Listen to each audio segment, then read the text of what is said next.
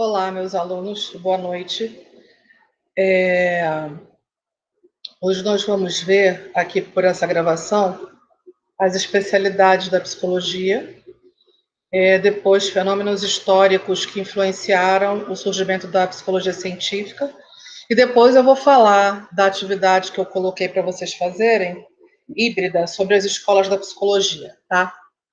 Bem, a psicologia tem diversas especialidades e a tendência é que surjam outras conforme a sociedade for se desenvolvendo, outras profissões forem surgindo. De todas elas, a mais. A que contém mais profissionais vinculados e que, inclusive, é a mais conhecida no meio, na sociedade, de modo geral, é a psicologia clínica. Em geral, quando uma pessoa pensa em psicólogo, ele associa o psicólogo ao consultório, à prática clínica, né? À psicoterapia, ao tratamento do problema. Essa é a especialidade clínica da psicologia. Segundo estudos, em torno de mais de 50%, 53% dos profissionais que existem, não só aqui no Brasil, mas no mundo também, são especialistas da especialidade clínica, né? São especialistas da clínica, da psicologia. E por que isso, né? Eu acho que é uma tendência que está mudando aos pouquinhos, com o passar do tempo, mas que existe também muito porque o próprio curso de psicologia vai direcionando o aluno para informação para essa vertente da psicologia. Eu falo isso por conta de cadeira, né? Por experiência própria. A minha formação em psicologia foi bem carregada da psicanálise, a gente vai ver, é o próximo assunto.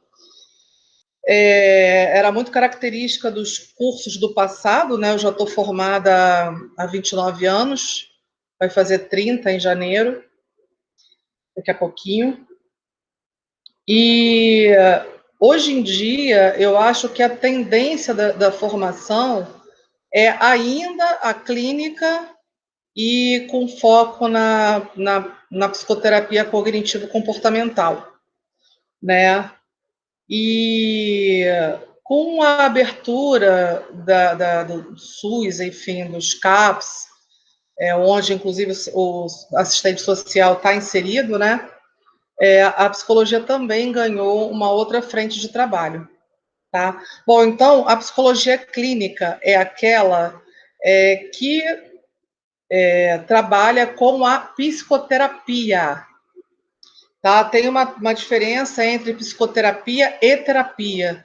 Psicoterapia é feita por um profissional especialista, tá? Ou é psicólogo ou também o psiquiatra, e é o trabalho clínico de alguma questão que pede por mudança, né? Que pede por um trabalho técnico, né? A partir de técnicas profissionais. Já a terapia é todo tipo de trabalho que favorece o bem-estar do sujeito. Então, as práticas alternativas entram aí, né? Acupuntura pode ser, reiki,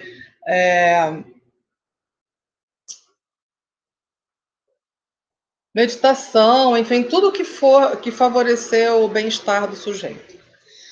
Tá, então a psicologia clínica é representada pela psicoterapia, né?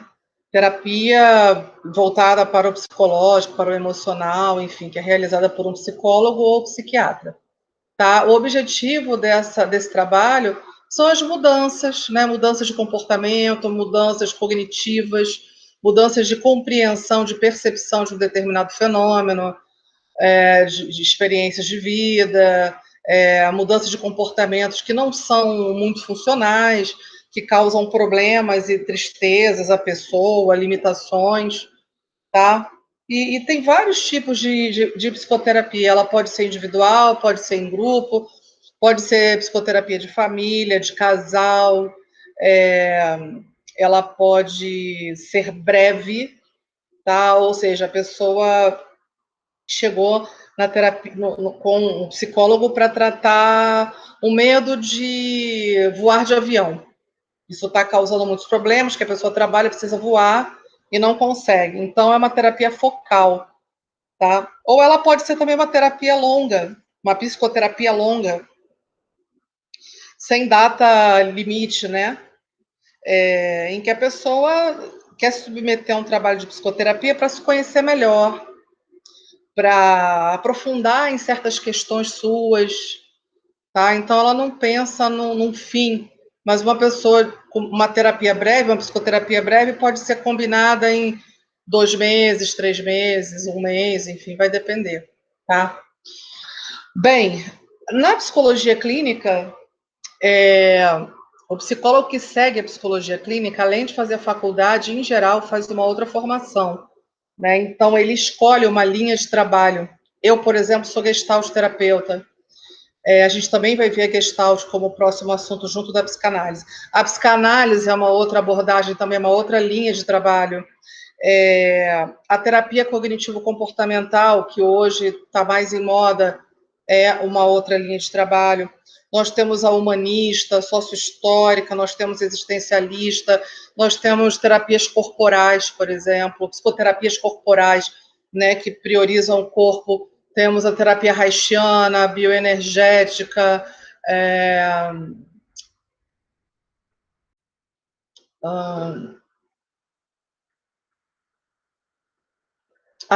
agora que me ocorrem assim são essas, mas existem outras. Sim, tem a análise winnicottiana, análise junguiana, análise kleiniana, lacaniana. Então, gente, é um leque de abordagens, tá? Em geral, o público leigo não tem noção sobre essas linhas. Por isso que é interessante vocês estudarem um pouco das escolas, vocês não vão ver todas, mas pelo menos vão ver 2 e um pouco da terapia cognitivo-comportamental a partir do behaviorismo. Vocês vão, daqui a pouco, saber o que é isso tudo. Bem, saindo da psicologia clínica, nós temos a psicologia organizacional e do trabalho, né? Ela começou a se originar até junto com a regulamentação mais ou menos da psicologia, e ela surgiu com o surgimento também de fábricas e indústrias, com a Revolução Industrial, o êxodo rural e a inserção dos sujeitos, do homem e da mulher, e às vezes até de crianças, no mercado de trabalho. Tá? Então, ela trabalha em prol do bem-estar global do colaborador, né, dentro de uma organização. E ela tem atividades básicas como recrutamento, seleção, treinamento, avaliação de desempenho e descrição e análise de cargos e salários. Além disso, o psicólogo organizacional também pode trabalhar em prol da motivação, trabalhar com a liderança, com as relações interpessoais, com o desenvolvimento organizacional, enfim, é um leque de possibilidades também. Pode ajudar em processos decisórios da empresa. A psicologia educacional é o psicólogo dentro dos ambientes escolares, né? E ele trabalha tanto em prol das relações, né, dentro da escola, como também nas relações com os alunos, e aí as abordagens são também infinitas. Eles podem trabalhar, por exemplo, dificuldades de aprendizagem, relacionamento família-escola, criança, alguma questão entre professor e aluno, entre alunos, né, conflitos, às vezes timidez, dificuldade de falar em público, são várias possibilidades também. E aí eu elegi essa foto aqui como sendo da psicologia clínica, essa da psicologia escolar e essa da psicologia organizacional. Tá? Nós temos também áreas um pouco mais novas, quer dizer, as primeiras são mais antigas.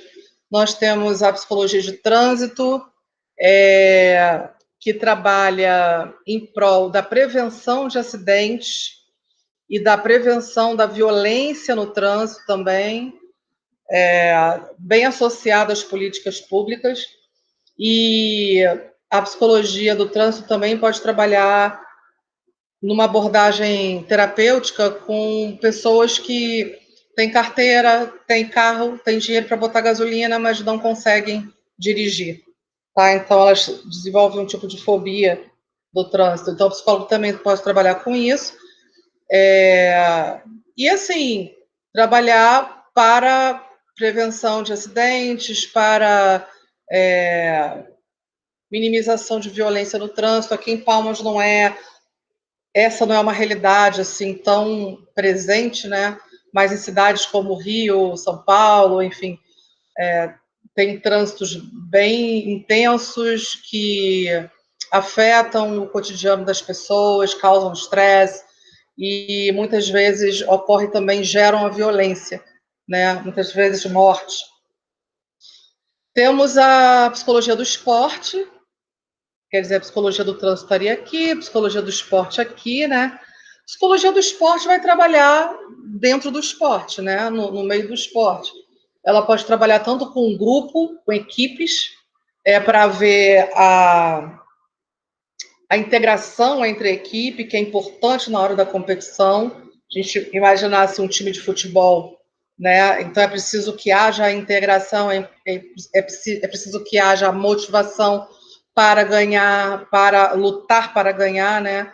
E também para treinar diariamente, como também para perder, porque quem compete tem que estar preparado para perdas e ganhos, tá?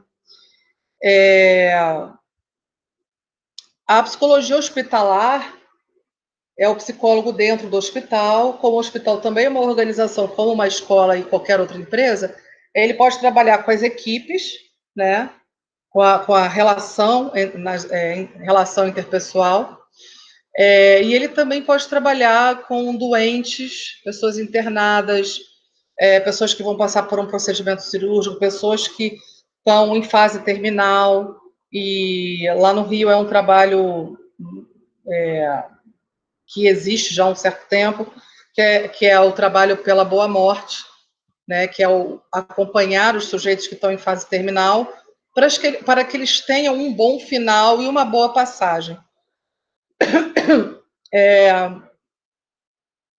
Isso, então ele vai trabalhar com internados, né, pessoas com familiares também, muitas vezes, para dar notícia de falecimento ou de uma doença grave que o sujeito tem acabado de descobrir, né? Então, psicólogo dentro do hospital também tem as várias possibilidades. Existe também a associação da psicologia com a neurologia, que gera a neuropsicologia, que é uma ciência aplicada da psicologia e da neurologia que estuda as relações entre o cérebro e o comportamento humano, né? Então, o objetivo principal é trabalhar as alterações que geram no comportamento, dependendo de algum tipo de lesão causada no cérebro, tá? Isso é uma abordagem. A outra abordagem também é estudar as dificuldades de aprendizagem, ou seja, de comportamentos disfuncionais, a partir da visão neurológica, tá? A psicopedagogia trabalha com as dificuldades de aprendizagem diretamente. É uma vertente entre pedagogia e psicologia, e esse sujeito pode estar dentro das escolas, mas normalmente ele trabalha em consultório particular, né? E para onde, em geral, as crianças são encaminhadas quando têm dificuldade de aprendizagem. Então, ele vai investigar o caso, muitas vezes pedir a avaliação de outros profissionais, né? Mas que é esse aqui, né?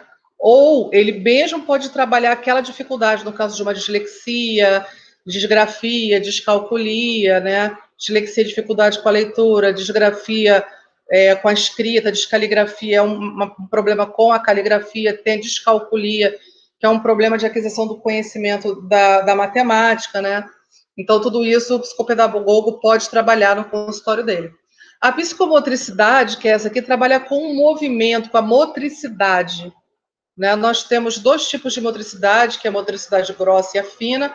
A motricidade grossa rege todo o comportamento, todo o movimento do corpo, e a fina rege principalmente a escrita, né? O fato da gente conseguir pegar uma caneta é resultado do desenvolvimento da motricidade fina.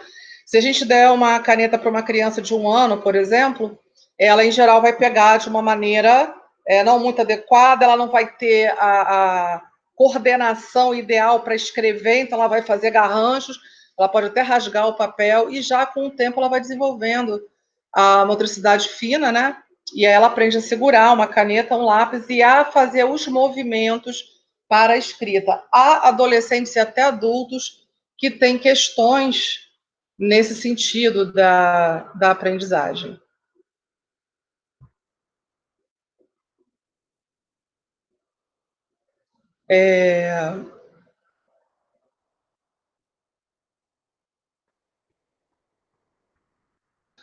Temos também ainda duas especialidades mais recentes, que são a acupuntura, tá? Eu até falei que a acupuntura com um exemplo de prática alternativa, mas o Conselho de Psicologia, se não me engano, foi em 2008, 2010, eu não vou me lembrar agora, mas publicou uma resolução que autorizava a prática da acupuntura pelo psicólogo. Então, alguns psicólogos fizeram a formação, né, que a acupuntura é como está a foto aqui embaixo, né, o uso de agulhas, é uma prática milenar oriental. Então, a partir das agulhas, vai se trabalhando os meridianos do corpo para desobstrução ou para ativação. Tá? Então, para os orientais, os meridianos bloqueados ou desvitalizados são os motivos para que nós tenhamos determinados problemas de saúde. E, no caso, o uso das agulhas ajuda, né, a prevenir ou a tratar certos problemas. É muito bom para enxaqueca, problema de coluna, problemas respiratórios, de ansiedade. E tem aqui do lado a representação em figura do atendimento psicológico online, né? Foi o tema que eu estudei no mestrado em 2000, de 2000 a 2003. Na época, estava uma verdadeira caça às bruxas do psicólogo que estava atendendo pelo computador, né? E em 2018 foi regulamentada essa prática. E felizmente foi, porque agora, em tempos de Covid, o psicólogo não está podendo atender em consultório fechado, né? Então, como tudo virou virtual, as aulas, trabalho, tudo, o atendimento psicológico também, eu mesma atendo online. Tem prós e contras, né, gente? Em alguns momentos eu sinto falta da presença, mas em outros momentos eu acho melhor o atendimento online do que nada. E eu vejo bastante resultados positivos. Em segundo,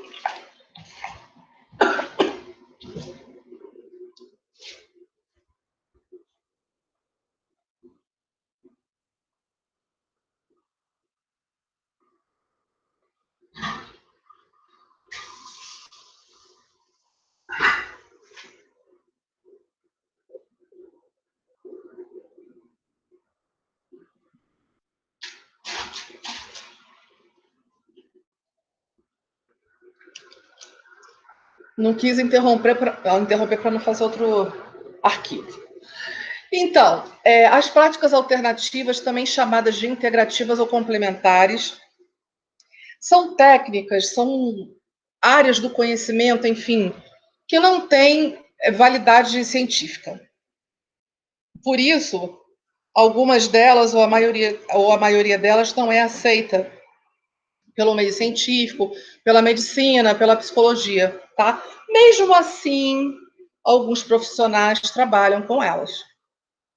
De novo, aqui em Palmas não é muito comum, mas se vocês forem para Rio, São Paulo, Belo Horizonte, é muito comum vocês verem psicólogo que trabalha com astrologia, psicólogo que trabalha com florais, psicólogo que trabalha com iridologia, enfim, várias técnicas, tá?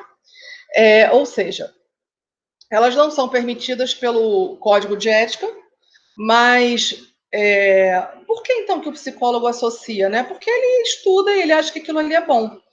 ele não está proibido de usar, né? Até porque isso é uma questão ideológica, né? Uma questão de escolha profissional.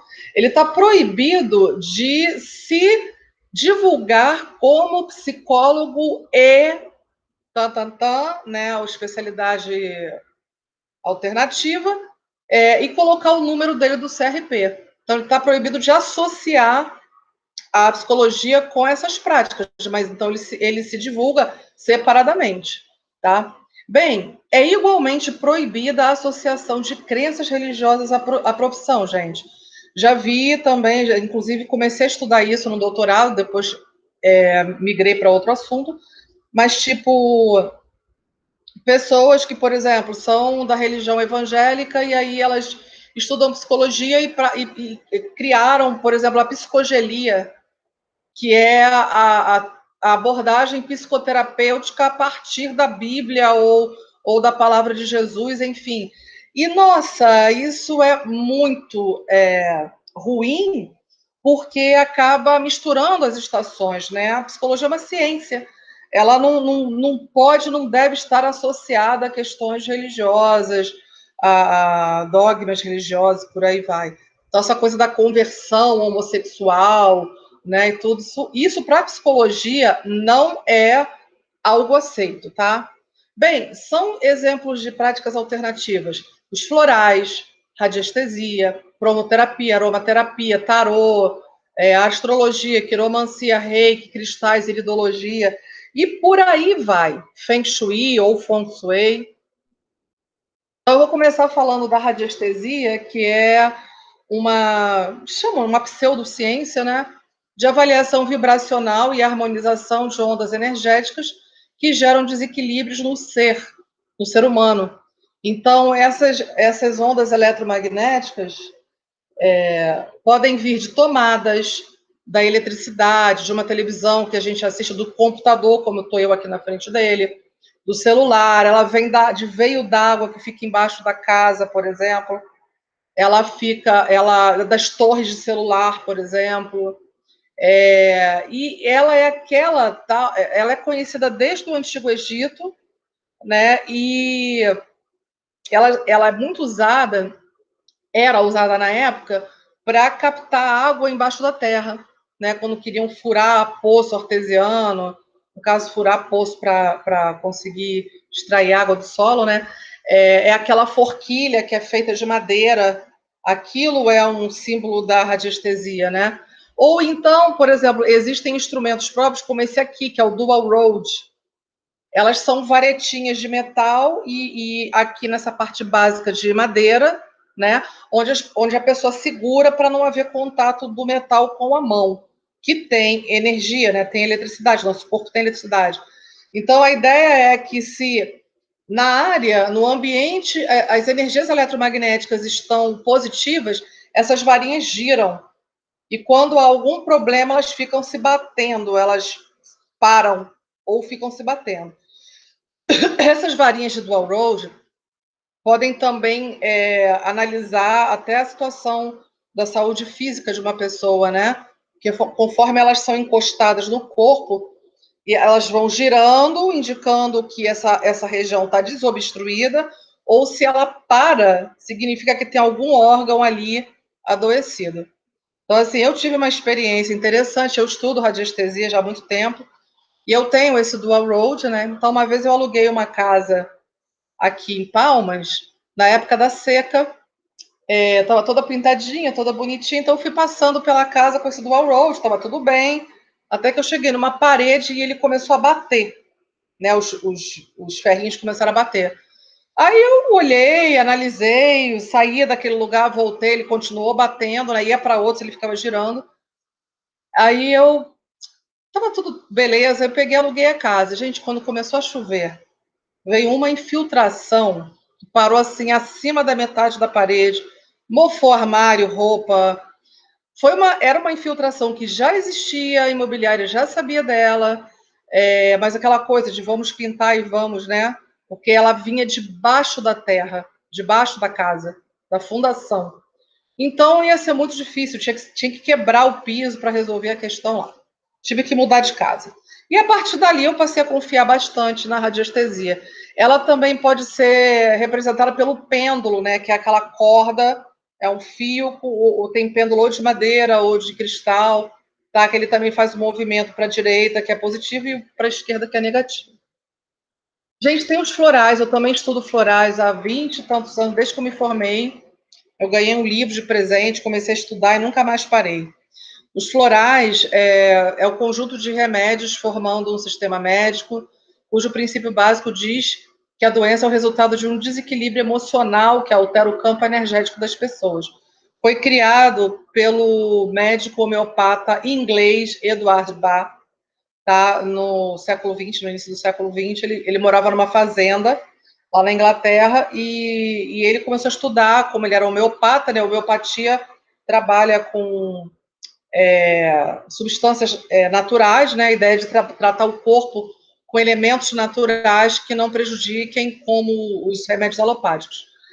E aí o Bach começou a estudar as flores, as pétalas das flores. Ele colocava as pétalas na língua, que é a região mais sensível do corpo, e ele verificava que algumas flores produziam nele um desequilíbrio emocional, tipo raiva, medo, tristeza, né? E ele foi vendo que outras flores, ao contrário, equilibravam esses estados em desequilíbrio. E aí, com o passar dos anos, ele constituiu o repertório floral, com 38 essências, né? Aqui são exemplos delas, olha, cada essência está dentro de um vidrinho desse, né?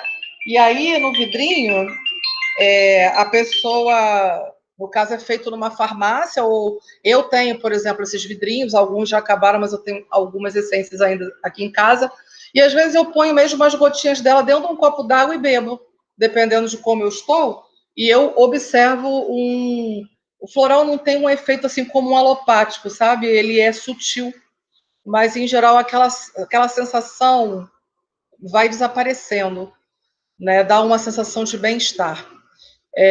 Então, por exemplo, eu comecei a estudar o floral e eu vi que tem uma essência dele chamada Rock Rose que trabalha muito os sintomas da síndrome do pânico, né? E eu, na época, tinha uma amiga que estava sofrendo de pânico e ela ia todas as madrugadas, 1 hora da manhã, 2 horas da manhã, ela ia para o posto de saúde, para emergência, porque ela estava achando que ia morrer e estava tomando remédio tarja preta, não estava resolvendo, né? Aí eu peguei, como eu estava estudando, eu perguntei se ela queria testar nela o floral, porque eu também queria ver quais os resultados. Ela disse que aceitava qualquer coisa.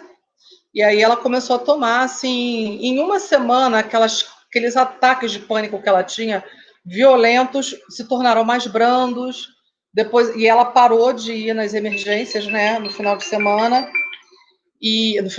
durante a madrugada, e assim, com um mês dela tomando o floral certinho, as crises sumiram, mas assim, ela ainda tinha medo de ter. Assim, tipo, uns meses depois, ela nem lembrava mais que tinha tido pânico, né? Quer dizer, claro que quem teve pânico nunca esquece, mas assim, já não era nada tão presente para ela. Então, o floral trata ansiedade, tristeza, depressão, medo, pânico, fobias, é, trata preocupação excessiva com parentes, né, com pessoas amadas, agressividade, apatia, dúvidas profissionais. Então, tem floral para um monte de coisa. Eu, particularmente, gosto bastante. A gente pode tratar planta, animal, criança com floral. O único problema dele é que ele, como é um elemento natural, ele vem com um pouco de conservante, quebrante, né, um pouco de álcool, conhaque. Mas, dependendo da pessoa, se ela não puder tomar, pode ser feito com vinagre, com glicerina, ou mesmo puro, ele só vai estragar mais rápido, mas pode ser tomado. Eu adoro florais e trabalho com florais já há muito tempo. E tem algo de interessante no floral que, por exemplo, dá para tratar uma pessoa. Eu concordo com o Bach que as doenças físicas vem de desequilíbrios emocionais, psicológicos e emocionais, e é preciso tratar a alma para que o corpo tenha um resultado também, né? E o legal do floral é que assim, a pessoa pode fazer uma consulta e voltar dali a 1 mês e meio, 2 meses, né? Para quem não dispõe assim de tanto dinheiro, é interessante. A cromoterapia, que é o uso das cores para harmonização de desequilíbrios físicos e psicológicos, né? Por exemplo, uma pessoa ansiosa deve usar o azul, às vezes até uma lâmpada azul no quarto. Quem já tem uma dificuldade de iniciativa, de ação, que é uma pessoa mais apática, deve usar o vermelho. O contrário nunca, no caso o apático usar azul e o ansioso usar o vermelho, não dá certo, porque o vermelho estimula e o azul, a cor azul, dá uma tranquilizada. O amarelo é muito bom para infecções, por exemplo, infecção de garganta, algo inflamado, tipo, como se fala, aqueles caroços que vão dando, meu Deus, esqueci o nome. Furúnculo, né? É bom colocar uma lâmpada azul, amarela em cima. O verde é muito bom para a saúde, trabalhar com a cura. Não é à toa que antes os hospitais brancos, hoje em dia, são muito pintados com a cor verde, né? Que já ficou comprovado que é uma cor que trabalha a cura. Aí tem o lilás, que também ajuda a purificar a pessoa, e por aí vai. Temos a astrologia, que é uma pseudociência também antiga, ela era muito vigente na antiguidade, né? Na era babilônica, Grécia Antiga, Roma, em que a posição dos astros, né, influenciando as vidas das pessoas. Então, para a astrologia, por exemplo, se ela quer estudar uma pessoa, ela vai estudar o mapa astrológico dela no momento em que ela nasceu, levando em consideração dia, mês, ano e o local onde a pessoa nasceu. Dependendo de onde ela nasceu, o céu estava de determinada maneira, e é aquilo que se fala, que uma pessoa do signo de Sagitário, ascendente em Capricórnio, com Lua e não sei o quê, é onde os planetas estão, né? E antigamente as sociedades se guiavam em termos de plantio, de lutas, de guerra, de atitudes a serem tomadas a partir da astrologia, né? Algumas pessoas têm preconceito com a astrologia, eu não tenho, eu tenho um irmão que estuda astrologia e ele me dá uns toques de algumas coisas que estão acontecendo no céu, né, que influenciam a vida da gente. Conheci uma psicóloga quando eu estava estudando ainda na psicologia, na graduação. Eu conheci uma psicóloga que era de uma empresa multinacional chamada IESA, lá no Rio de Janeiro, que ela fazia a seleção dos candidatos a cargos da empresa, era uma empresa grande, muito boa, com astrologia. Né? Ela não aplicava testes, por exemplo, de inteligência, de concentração, de personalidade. Ela analisava o mapa astrológico daquela pessoa para ver se ela tinha a ver com aquela determinada vaga, tá? E aí, a partir do mapa, ela contratava ou não. Claro que o mapa e entrevista, né? Eu lembro de eu ter assistido a uma palestra dela na faculdade onde eu estudava. Bem, tem o Reiki, que é o tratamento da energia Qi, que faz parte da medicina oriental milenar, né, que trabalha com a acupuntura. O Reiki seria a imposição de mão e a emanação da energia pelas mãos para o equilíbrio dessa energia Qi no corpo de uma pessoa que está recebendo o Reiki. Dizem que é muito bom também, mas eu já recebi Reiki, mas não conheço muito.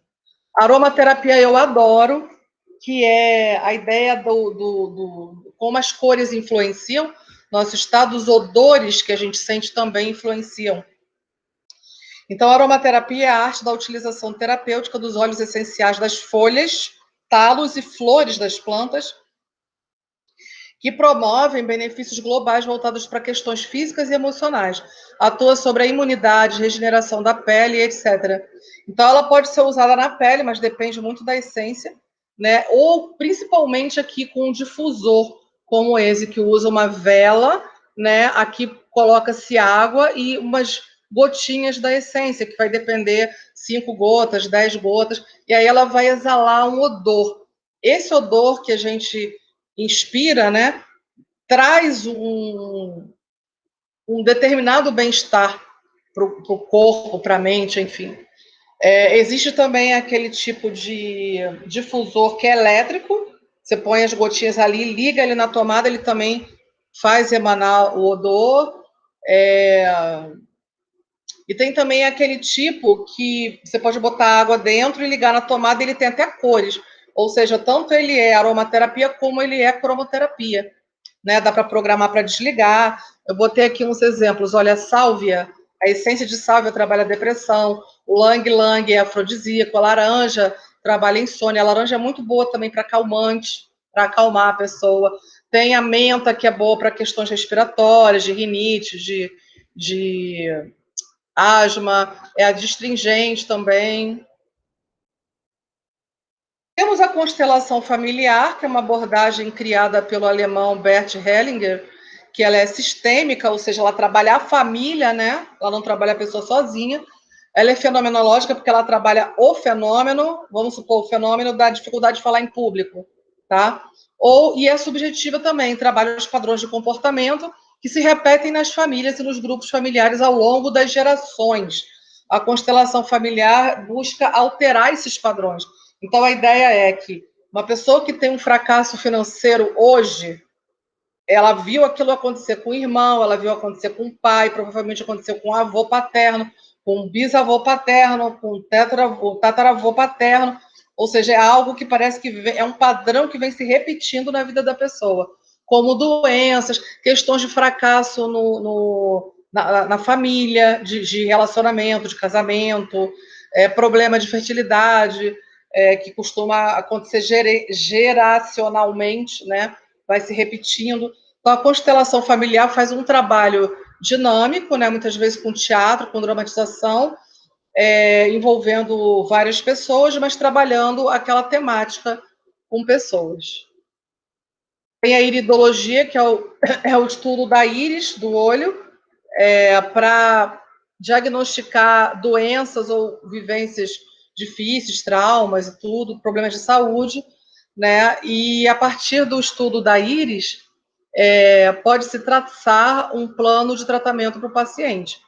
Então, assim, não conheço também iridologia, nunca estudei, mas eu já fiz consulta. Ano passado eu fiz consulta com um iridólogo e eu achei interessante uma coisa assim, quando eu era boboca, que eu tinha 13 anos, eu comecei a fumar cigarro, né? Porque minhas amigas todas estavam fumando, sendo que eu sou asmática. Então isso não deu certo comigo. Mas eu fumei por um tempo, acho que sei lá, 3 meses, e eu fumava um cigarro na vida, outro na morte, outro, e eu botava o cigarro longe porque eu odiava cheiro de cigarro. Até que eu me toquei que aquilo não tinha nada a ver comigo e parei de fumar. Eu tenho amigas daquela época que fumam até hoje. Mas quando esse iridólogo examinou minha íris, ele me perguntou se eu já tinha fumado. Aí eu falei, poxa, muito pouco, por muito pouco tempo. Ele falou, mas está marcado na sua íris. Então, tudo que a gente vive, tudo que a gente faz, parece deixar uma marca na íris. E a partir da iridologia, pode se tratar, tipo, olha, procure um urologista, procure um pneumologista, procure um endocrinologista, porque tais órgãos estão parecendo como afetados aqui. Tem a quiromancia, que é a leitura das linhas das mãos, né? Como meio de adivinhação e de interpretação também da personalidade do indivíduo, que tem a ver com as linhas, com o formato da mão, com o tamanho, com a textura, né? Também conheço muito pouco, mas tive uma amiga que era psicóloga e trabalhava com orientação vocacional, e ela, em geral, fazia a orientação vocacional baseada na palma da mão do paciente. Ela lia a mão, anotava, né? Depois ela aplicava testes e confirmava aquilo que ela já tinha visto nas mãos. Ela era muito fantástica com isso, com essa questão da quiromancia. Eu tenho vontade de conhecer tudo, né? Falta tempo de estudar. Bem, é algo interessante para encerrar essa questão das práticas alternativas, integrativas ou complementares. A partir de não regulamentadas, nem pela medicina, nem pela psicologia, por seus benefícios à saúde, 29 tipos de práticas integrativas e complementares são ofertados hoje pelo SUS desde 2006, com base na Política Nacional de Práticas Integrativas e Complementares, PNPIC. Em Palmas, essa realidade ainda é projeto, a gente quase não vê as práticas integrativas aqui, é uma pena, mas, tipo assim, aqui tem acupunturista, não vi homeopata aqui, tá? Mas exemplos de práticas integrativas que estão no SUS: homeopatia, acupuntura, medicina tradicional chinesa, plantas medicinais e fitoterapia, né? Que é usar as ervas, né? As plantas para tratamento, medicina antroposófica, termalismo e crenoterapia. E aí nós temos meditação, yoga, bioenergética, dança-terapia e todas essas que eu falei. Florais são super usados, aromaterapia, cromoterapia, por aí vai. Então, o SUS usa, né, para prevenir e trabalhar doenças.